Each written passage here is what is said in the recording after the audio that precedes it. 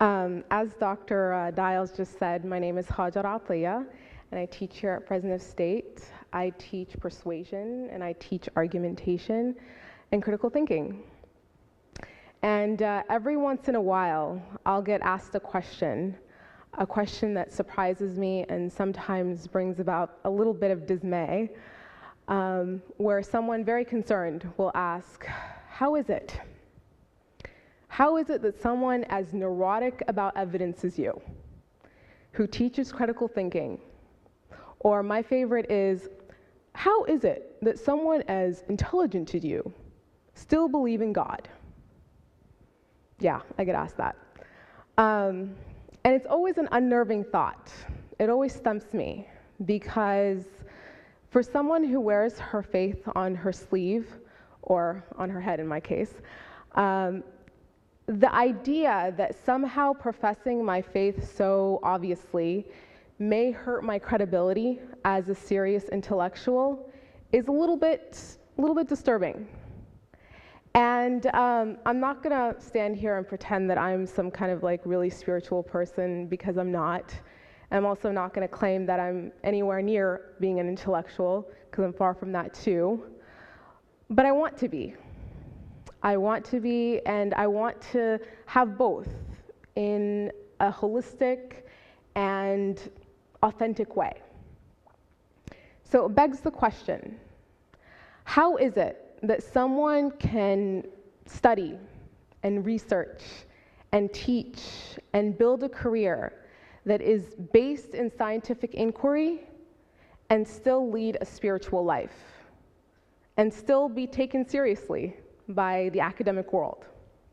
It's kind of my issue. It's an age-old question. I'm certainly not the only person that deals with it. It's not unique to me. But the way it's generally been dealt with is the separation. You have your scientific, rational, tangible, measurable life, and then you have the spiritual life, the mysterious, the higher power. One is professional and public, and one is personal and private, sometimes very private. But just by looking at me, you know that I don't really keep it to myself. And I can't, and I don't really want to. My faith and my beliefs are part of who I am. And they color the way I view the world. My beliefs inform my research, they inform the positions I take in the world, and at the very least, they try to motivate me to be a better person. That's actually what I'm here to talk to you about today. Not just about reconciling faith and reason, but that faith has something useful to add to the academy. That as academics, we can benefit from perhaps adopting a spiritual practice, but at the very least, if you don't want to do that, at the very least, adopting some of the practices of the spiritual. We're academics, generally intelligent people. We are the source and the guardians of knowledge. And as guardians, it's our responsibility to make sure that knowledge isn't just some armchair pursuit of the privileged. That what we do adds value, that it enriches the lives of its contributors and of the people who seek its wisdom. And in almost every spiritual tradition, the first step to wisdom is humility. Humility. This idea that I am but a small, minute part of a greater plan, a greater universe, that I can't know it all or do it all, and I never will. Humility.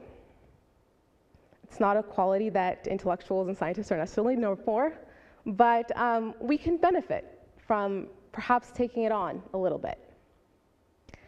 Now, the attitude that we tend to have in the academic world is, if we study the natural and social world well enough, if we study it, if we get it, we'll be able to understand it. And the hope is that we will also be able to predict and control it. Those are the two goals of science, predict and control. That if we know how it works, we can make it do what we want it to do. But if the last 100 years has taught us one thing, is that this desire for control can bring about just as much pain as it does progress. We've come up with amazing vaccines that have saved millions of lives from horrible diseases. But at the same time, we are now capable of killing millions of people more efficiently than any other time in history. We have had engineering feats that can't be called anything less than miraculous. Yet the expense has been thousands of square miles of rainforests, of wetlands, of species, of the earth. We're in California right now. We live in the beautiful state of California, United States. We're lucky to be here.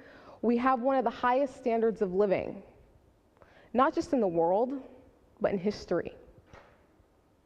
And yet, with all our comforts, with all of the advancements in medicine that is available to us, my generation is not expected to live as long as our parents.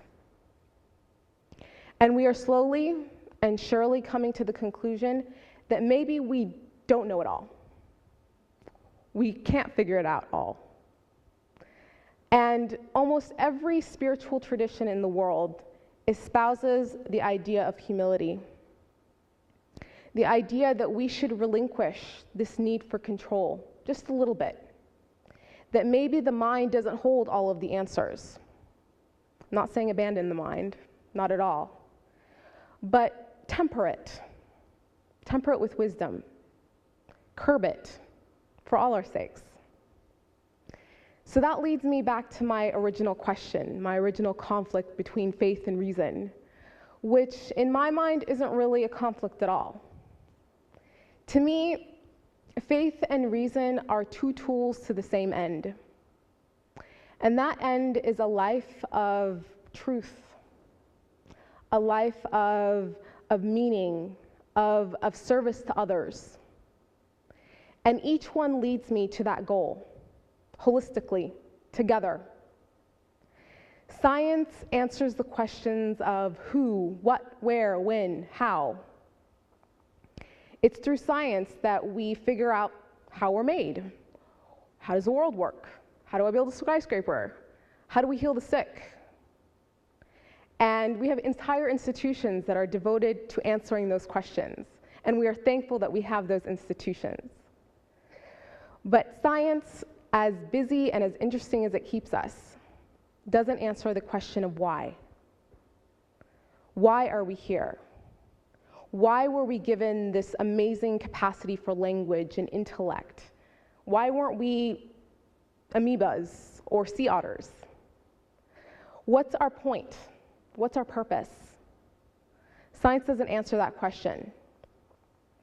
Just like faith doesn't show me how to cure cancer or build a bridge, science doesn't answer the question of why, because it's not designed to.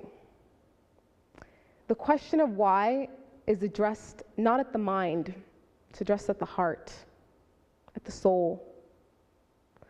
One of my favorite quotes that really captures this is by the 12th century Islamic theologian Ibn Taymiyyah.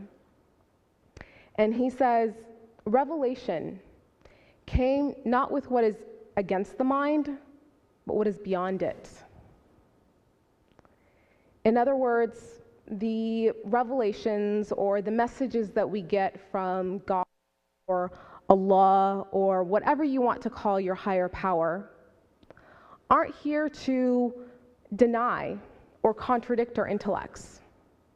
Rather, to the explanations that science gives us.